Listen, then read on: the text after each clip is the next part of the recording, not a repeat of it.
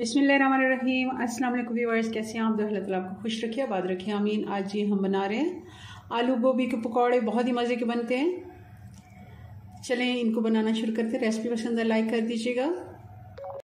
सबसे पहले हमने एक आलू बड़ा लिया था, इसको इस तरह के पीसेस में काट लिया है। अगर छोटे आलू हैं तो आप 2 ले सकते हैं, वैसे 1 कप आलू भी इसको कह सकते हैं। और ये गोभी है, गोभी को भी हमने इस तरह बारीक स्लाइस में काटा है।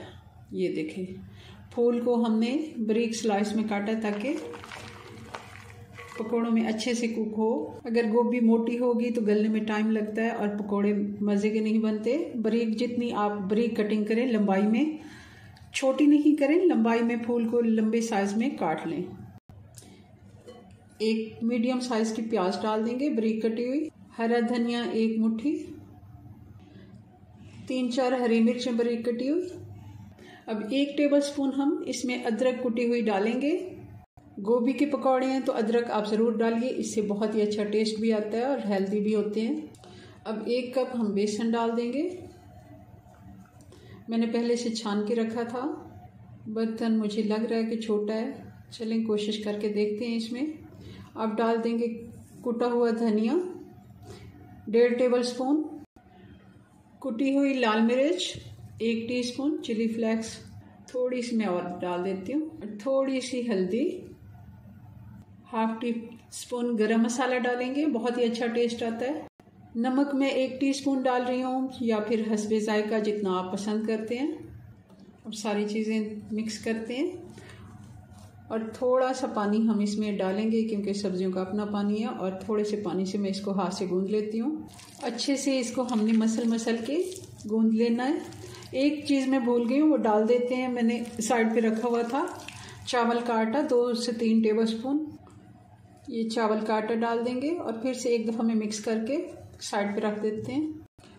अच्छे से मैंने मिक्स कर लिया। अब देख लें, बहुत ज़्यादा भी इसको हमने इसमें अगर बेसन डाला तो ये फिर नरम बनेंगे, इतना ही हमें चाहिए। और बहुत ज़्यादा इसको हमने सख्त भी नहीं रखना और बहुत ज़्यादा नरम भी नहीं। चलें जी, इसको साइड पे रखते हैं और एक पकौड़ा डाल के देखते हैं ऑयल हमारा अच्छे से गर्म हो गया या नहीं।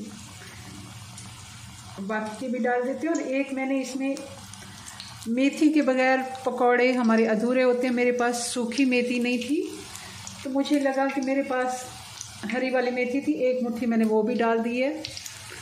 तो ये आपको इसलिए बता रही हूँ कि मेथी अगर सूखी नहीं है तो आप हरी वाली मेथी आजकल सीज़न में है वो भी डाल सकते हैं, क्योंकि गोभी आलू के पकौड़े जो होते हैं उसमें मेथी का बहुत ही अच्छा टेस्ट आता है। चलें ये सारे हम पकौड़े इस तरह डाल देते हैं।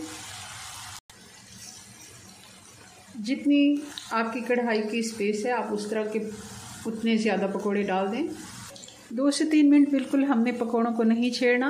दरमियान में जो हमने पहले डाले हैं वो थोड़े तैयार हो गए हैं, उनको पलट देते हैं क्योंकि 2 मिनट हम इनको सेट होने देंगे और फिर मीडियम आंच पे हम इनको फ्राई करेंगे। बहुत तेज़ आंच पे भी करेंगे तब भी सब्जियां कच्ची रह जाती हैं। तो आप इनको शुरू में ऑयल आपने अच्छा गर्म करना है, क्योंकि ठंडे ऑयल में डालेंगे तब भी पकौड़े सेट नहीं होते। 5 से 6 मिनट लगेंगे पकौड़ों को तैयार होने में। पकौड़े हमारे तैयार हो गए, मैं आपको दिखाते हैं। देखें किस तरह बहुत ही ये क्रिस्पी बने हैं और ज़्यादा इन पे बेसन भी नहीं है और सब्जियां भी अलग अलग दिखाई दे रही हैं आपको। इसी तरह के पकौड़े होने चाहिए, क्रिस्पी तभी बनते हैं। पकौड़े हम निकाल लेते हैं, बाकी के भी इसी तरह फ्राई कर लेते हैं